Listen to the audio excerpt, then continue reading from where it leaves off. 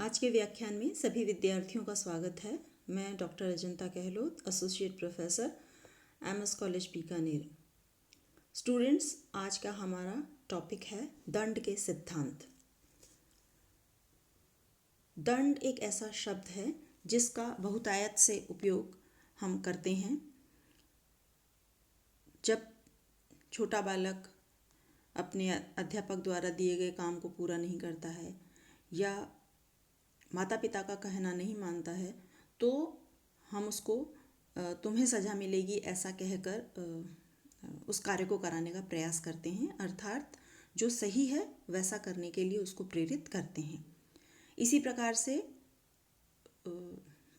जो मैच्योर या बड़े लोग होते हैं वे भी यदि समाज या विधि द्वारा स्थापित नियमों के अनुसार कार्य नहीं करते हैं तो उनको दंडित करने का प्रावधान होता है। तो दंड एक ऐसी अवधारणा है जो समाज की व्यवस्था के साथ में उसका एक अपरिहार्य हिस्सा है। जो समाज है तो दंड की अवधारणा भी है, क्योंकि एक तरीके से जो दंड है वो समाज के अंदर व्यवस्था को बनाए रखने में, संघर्षहीन स्थिति और समरसता को स्थापित करने में मदद करता है। तो दंड क्या है, इसको जान लेना अनिवार्य है। दंड को परिभाषित हम इस प्रकार से कर सकते हैं कि अपराध करना, अपराध का अर्थ क्या है, कोई भी ऐसा कार्य जो नियम के विरुद्ध है, जो स्थापित मानदंडों या प्रचलित विधि नियम के विपरीत जो भी कार्य है, या उस कार्य को हमने जानबूझकर किया है, तो ऐसे व्यक्ति को शारीरिक मानसिक प्रकार से कष्ट पहुंचाना दंड कहलाता है। आप इस बात को ऐसे समझ सकते हैं कि जब बालक, छोटा बच्चा किसी कार्य को नहीं करता है तो शिक्षक उसको विभिन्न प्रकार से दंडित करते हैं, शारीरिक दंड देते हैं। जैसे कहेंगे कि आप एक कोने में हाथ ऊपर करके खड़े हो जाएं या मुर्गा बन जाएं, या तो उसको एक ही कार्य को 100 बार लिखने के लिए कह देंगे, या क्लास के अंदर उसको किसी अन्य प्रकार से मानसिक रूप से प्रताड़ित करेंगे। ये इसके पीछे बच्चे को सुधारने की या उसको उस सही कार्य को करने की प्रेरणा के भाव से किया जाता है। तो दंड क्या होता है कि जब हम कोई भी कार्य जानबूझकर, सोच समझकर, नियम विरुद्ध करते हैं तो वह कार्य अपराध की श्रेणी में आता है, और उस अपराध के फलस्वरूप उस व्यक्ति को शारीरिक या मानसिक किसी प्रकार का कष्ट पहुंचाकर उसको यह समझाया जाता है कि आपके द्वारा किया गया कार्य गलत है। तो इस प्रकार से अगर हम दंड के स्वरूप को समझें तो हम कह सकते हैं कि दंड एक प्रकार की पीड़ा या कष्ट है। और ये कष्ट सिर्फ शारीरिक या मानसिक ही नहीं होता है, यानी सिर्फ शरीर पर उसकी कोई प्रभाव या मन के ऊपर उसका कोई प्रभाव नहीं होता, बल्कि बहुत बार यह आर्थिक दंड भी होता है। जब किसी संस्था के नियमों को नहीं मानते हैं बच्चे, बार बार उसकी अवहेलना करते हैं, तो उनको फाइन लगा दिया जाता है कि आप अगर यूनिफॉर्म में नहीं आएंगे तो आपको इतने रुपए देने पड़ेंगे। या जब हम सड़क के ऊपर वाहन चलाते हैं, अपना व्हीकल चलाते हैं, तो अगर हम नियमानुसार हेलमेट नहीं पहन रहे हैं, सीट बेल्ट नहीं लगा रहे हैं, हम सही लेन में नहीं चल रहे हैं, या हम स्पीड का पालन नहीं कर रहे हैं, तो उस पर आर्थिक दंड लगा दिया जाता है। बहुत बार यह दंड सामाजिक रूप में भी देखने को मिलता है, और स्पेशली प्रिमिटिव सोसाइटीज़ में, या अभी भी बहुत सारे ऐसे ग्रुप्स हैं, ऐसे समाज हैं जहाँ पर कि यदि उस समाज के नियमों को नहीं माना जाता है तो उन जैसे हम बहुत बार पढ़ते या सुनते हैं, उनका हुक्का पानी बंद कर दिया, या उनको कुछ एक समय तक किसी एक विशेष तरीके से रहने के लिए उनको निर्देशित कर दिया। तो सामाजिक बहिष्कार भी इस दंड के अंतर्गत आता है, क्योंकि अंततः ये सामाजिक बहिष्कार भी व्यक्ति को मानसिक रूप से पीड़ित करता है, बहुत सारे लाभों से वह वंचित कर देता है। तो दंड जो है वह शारीरिक, मानसिक, आर्थिक या सामाजिक प्रकार का हो सकता है। अब दंड देने के पीछे उद्देश्य, अरस्तु कहते हैं कि दंड एक ऋणात्मक पुरस्कार है। जब हम अच्छा कार्य करते हैं, जब कोई व्यक्ति अच्छा कार्य करता है तो उसको पुरस्कृत किया जाता है। वो एक पॉजिटिव या एक धनात्मक पुरस्कार या एक विद्यात्मक पुरस्कार होता है। अर्थात किसी व्यक्ति ने रेस में प्रथम स्थान प्राप्त किया तो उसको वो फर्स्ट प्राइज़ के रूप में कोई कप या मेमेंटो मिलता है या उसको सर्टिफिकेट मिलता है। ठीक इसी प्रकार से यदि नियम के विरुद्ध या गलत कार्य किया जाता है तो दंड उसका पुरस्कार है, परंतु ऋणात्मक है, अर्थात जिसे किसी को नहीं पाना चाहिए। ऋणात्मक पुरस्कार का अर्थ यह है कि यह वह पुरस्कार है जिससे व्यक्ति बचना चाहेगा, परंतु फिर भी यह एक पुरस्कार है, ऋणात्मक। हेगेल कहते हैं दंड अपराधी का अधिकार है, अर्थात आप जैसे अगेन हम वही बात कहेंगे कि जिस कार्य को हम करते हैं उसकी जिम्मेदारी हमारी होती है। तो यदि हमारे द्वारा अच्छा कार्य किया जाता है और हमें अच्छा पाने का या उसके प्रतिफल के रूप में कोई इंसेंटिव पाने का अधिकार है, तो ठीक इसी प्रकार से दंड भी वह अपराध है जो कि अपराधी का अधिकार है, अपराधी के द्वारा किए गए गलत कार्य का अधिकार है। इमैनुअल कांट अपराधी को दंड इसलिए देना चाहते हैं या उनके अनुसार दंड इसलिए दिया जाना चाहिए कि अपराधी ने अपराध किया है। हम आगे सिद्धांत पढ़ेंगे जब दंड से संबंधित, तो वहाँ कई जगह कई एक सिद्धांत में ऐसा आएगा कि हम दंड इसलिए देते हैं कि ताकि दूसरों को उससे शिक्षा मिले कि यह कार्य नहीं करना है। तो कांट इस बात से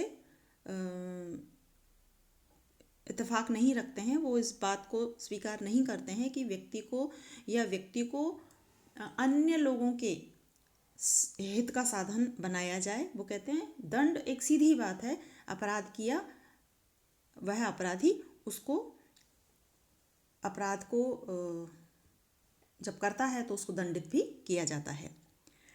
ब्रैडले कहते हैं कि यदि हम दंड इसलिए भुगतते हैं कि हम उसके योग्य हैं, किसी दूसरे कारण से नहीं।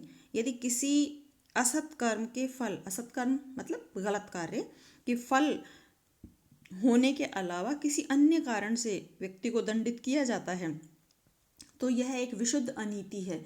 अनीति का अर्थ यह है कि यदि गलत कार्य किया है तो दंडित किया जाएगा, परंतु गलत कार्य नहीं करने पर भी उसको दंडित किया जाता है तो यह एथिकल नहीं है, यह विशुद्ध अनीति है। एक स्पष्ट अन्याय है। दंड न्याय का व्यापार है, इसलिए नैतिक नियमों के उल्लंघन पर उसके द्वारा उसका प्रतिकार किया जाना, यही ब्रैडले के अनुसार दंड की अवधारणा से जुड़ता है। मैकेंजी कहते हैं दंड का लक्ष्य नियम के गौरव की रक्षा करना है। यदि दंड का लक्ष्य नियम के गौरव की रक्षा करना है तो फिर आंशिक रूप से यह तभी संभव हो पाएगा जबकि अपराधी में सुधार होता है। हम दंड को नियम के गौरव के रूप में मानते हैं, यानी नियम की रक्षा करने के अर्थ में मानते हैं, तो फिर नियम की रक्षा तभी हो पाएगी यदि अपराधी को दंडित किया जाए तो अपराधी के अंदर उससे सुधार उत्पन्न हो। दंड क्यों दिया जाना चाहिए या दंड देने के क्या क्या कारण हो सकते हैं, इस दंड के औचित्य को सिद्ध करने के लिए दंड के 3 सिद्धांत दिए गए हैं जिनको हम दंड के प्रकारों के अंतर्गत पढ़ रहे हैं। पहला सिद्धांत है डेटरेंट थियरी और प्रिमिटिव थियरी, जिसे हम प्रतिरोधात्मक या निवर्तनवादी सिद्धांत कहते हैं। इस सिद्धांत के अनुसार अपराधी को दंड देने का उद्देश्य अन्य व्यक्तियों को उस तरह के अपराध को करने से रोकना है। किसी अपराधी को दंड देकर भविष्य में दूसरे वह अपराध न करें, इसलिए हम किसी व्यक्ति को दंड देते हैं। इसका अर्थ क्या हुआ कि यदि कोई व्यक्ति अपराध करता है और उसको दंड मिल रहा है तो इस सिद्धांत के अनुसार उस व्यक्ति को अपराध इसलिए दंडित इसलिए नहीं किया जा रहा कि उसने अपराध किया या उसको सुधारा जाए, बल्कि ये सिद्धांत ये मानता है कि जब हम अपराधी को दंडित कर रहे हैं तो हम ऐसा करके दूसरे लोगों को सावचेत कर रहे हैं, दूसरे लोगों को अलर्ट कर रहे हैं कि भाई अगर आपने ऐसा अपराध किया तो आपको भी इस प्रकार का दंड मिलेगा। हम अक्सर जब छोटे थे और क्लास में कोई बच्चे जब शैतानी कर रहे होते थे या बच्चे होमवर्क नहीं करते थे तो मैम जब जो उस क्लास की अध्यापिका होती थी वो जब एक बच्चे को मारती थी या एक बच्चे को दंडित करती थी तो सारे बच्चे उससे सहम जाते थे, इसलिए उनको ये पता चल जाता था कि क्योंकि इस व्यक्ति ने यह कार्य नहीं किया है इसलिए उसको दंडित किया गया है, हम भी भविष्य में दंडित किए जा सकते हैं अगर हम ऐसा कार्य या इस कार्य को नहीं करेंगे या होमवर्क करके नहीं लाएंगे या हम अपने अध्यापिका का कहना नहीं मानेंगे। इस सिद्धांत के अंदर एक प्रसिद्ध सूत्र से यह सिद्धांत जो है उसके अंदर की जो सोल है वो प्रतिध्वनित होती है कि तुम्हें भेड़ें चुराने के लिए दंडित नहीं किया गया है, बल्कि भविष्य में भेड़ की चोरी न हो इसलिए दंडित किया गया है। अर्थात हम अभी प्रेजेंट में अपराधी को सुधार नहीं रहे हैं, बल्कि भविष्य में ऐसा कार्य फिर ना हो उसके लिए यह सिद्धांत मानता है कि अपराधी को दंड दिया जाता है। इसलिए अगर हम इस सिद्धांत की विवेचना करें तो हम कह सकते हैं कि एक तो ये सिद्धांत अपराधी के सुधार को महत्व नहीं देता है, वह अपराधी को सिर्फ दूसरों के हित का साधन मान लेता है। इसलिए यह सिद्धांत मानवीय गरिमा के विरुद्ध है और इसलिए इस सिद्धांत के अंदर जो भी भाव उत्पन्न होता है वह कहीं ना कहीं दंड के मूल आदर्श की अवहेलना करता है कि अपराधी को उसके अपराध के अनुपात में ही दंड मिले। दूसरा सिद्धांत है सुधारात्मक या सुधारवादी सिद्धांत, रिफॉर्मेटिव और एजुकेटिव थियोरी। इस सिद्धांत के अनुसार दंड का लक्ष्य स्वयं अपराधी को शिक्षित करना या सुधारना है ताकि वह फिर से अपराध ना करे। और इसीलिए क्योंकि जैसा कि सिद्धांत के नाम से भी पता चलता है सुधारात्मक या सुधारवादी सिद्धांत, तो इस सिद्धांत में अपराधी से अपेक्षा की जाती है कि वह दंड पाने के पश्चात उस कार्य को पुनः न दोहराए। और इसीलिए यह सिद्धांत मानता है कि अपराध होने के बहुत सारे कारण होते हैं, आर्थिक, सामाजिक, मनोवैज्ञानिक, बहुत सारे ऐसे कारण होते हैं जिन पर मनुष्य का वश नहीं होता है। इसलिए मनुष्य की परिस्थितियों पर भी यह सिद्धांत विचार करता है और मानवतावादी सिद्धांत के रूप में हम इस सिद्धांत को देख सकते हैं। यह सिद्धांत किसी भी स्थिति में मृत्यु दंड को उचित नहीं मानता है, क्योंकि यदि व्यक्ति को मृत्यु ही दे दी जाएगी, उसको मृत्यु दंड ही दे दिया जाएगा, तो उसमें सुधार की समस्त संभावनाएं समाप्त हो जाएंगी। व्यक्ति ही नहीं रहेगा तो सुधार कैसे होगा। इसीलिए यह सिद्धांत अपराधी में सुधार की संभावना पर विचार से स्थापित किया गया है। परंतु सबसे बड़ी बात इस सिद्धांत की हम कह सकते हैं या उसकी आलोचना विवेचना के रूप में देख सकते हैं कि व्यक्ति को सुधार की संभावना के साथ में दंडित तो किया जाता है, परंतु यदि अपराधी अपने अपराध को स्वीकार ही ना करे, अपने द्वारा किए गए गलत कार्य को समझ ही ना पाए, तो फिर सुधार का कोई अर्थ नहीं रह जाता है। तो इसलिए यह सिद्धांत तभी सफल सिद्धांत हो सकता है जबकि अपराधी स्वयं भी अपने द्वारा किए गए अपराध को समझे। तीसरा सिद्धांत प्रतिकारात्मक सिद्धांत या रेट्रिब्यूटिव थियोरी है। यह सिद्धांत न्याय की अवधारणा पर आधारित है, अर्थात यह मानता है कि दंड न्यायोचित है।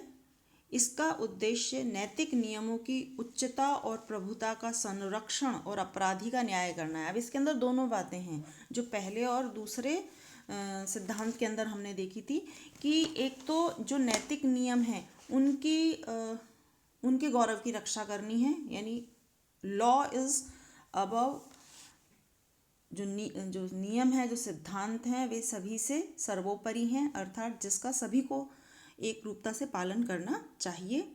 और दूसरा अपराधी के साथ न्याय हो, अर्थात अपराधी ने जो अपराध किया है उसके अनुपात में ही उसको दंडित किया जाए, उसको साधन मान के।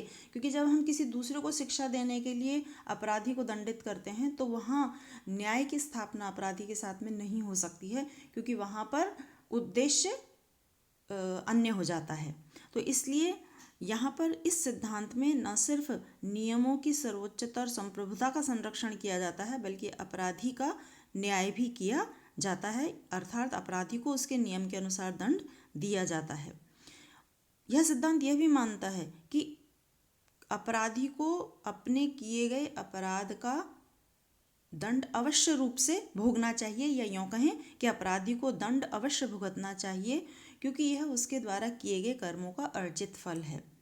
हम जब भारतीय संस्कृति, जब भारतीय दर्शन की विशेषताएं पढ़ रहे थे, हमने तो देखा था कि प्रत्येक व्यक्ति के द्वारा किए गए कर्मों का एक निश्चित फल होता है।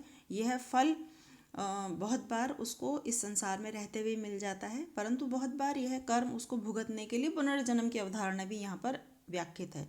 तो अगर हम शाश्वत रूप से देखें, वहाँ पर भी व्यक्ति के द्वारा किए गए कर्मों का अच्छा या बुरा फल उसको भुगतना पड़ता है। ठीक इसी प्रकार से यह सिद्धांत भी यह मानता है कि जो आपने कर्म किए हैं उसका नैतिक उत्तरदायित्व, यानी किसी अपराधी के द्वारा यदि कोई अपराध किया गया है तो वह कार्य या गलत कार्य उस अपराधी के द्वारा किया गया है और उसका नैतिक उत्तरदायित्व भी उस अपराधी का है, इसलिए उससे जुड़े हुए सभी परिणामों का हकदार भी वह अपराधी है। अगर किसी व्यक्ति ने किसी को कोई शारीरिक कष्ट पहुंचाया है तो फिर उस अपराधी का इसलिए दंडित किया जाना चाहिए कि, या उसके अनुरूप ही उसको दंड दिया जाना चाहिए। अपराधी को यदि हम दंड नहीं देंगे तो एक प्रकार से, जैसा हमने आरंभ में भी पढ़ा था कि सामाजिक समरसता, व्यवस्था, संघर्षहीन स्थिति ये बनाए रखने के लिए दंड की अनिवार्यता है। तो यदि अपराधी को दंड नहीं दिया जाएगा तो वह सामाजिक व्यवस्था के लिए और घातक होगा और नैतिक दृष्टि से भी ये ठीक नहीं है। इसलिए प्रतिकारात्मक सिद्धांत ये मानता है कि अपराधी को उसके किए गए कर्मों का फल अवश्य मिलना चाहिए। यह सिद्धांत मृत्युदंड की अनिवार्यता या मृत्युदंड की आवश्यकता को स्वीकार करता है। वो मानता है कि यदि किसी व्यक्ति ने किसी के जीवन को ख़त्म किया है तो फिर उसको भी जीने का हक नहीं है। इस प्रकार से यदि हम दंड के इन सिद्धांतों को देखें तो हम कह सकते हैं, हालांकि प्रतिकारात्मक सिद्धांत अपने आप में एक बैलेंस सिद्धांत दिखता है, परंतु फिर भी जब दंड देने की अवधारणा आती है तो व्यक्ति, उसके अपराध, उसकी समस्त प्रकार की पृष्ठभूमियाँ, इन सभी को ध्यान में रखते हुए किसी भी प्रकार का जो दंड है वो इनमें से दिए जाना उचित होगा, यदि इन बताई गई सभी स्थितियों पर विचार किया जाता है। धन्यवाद।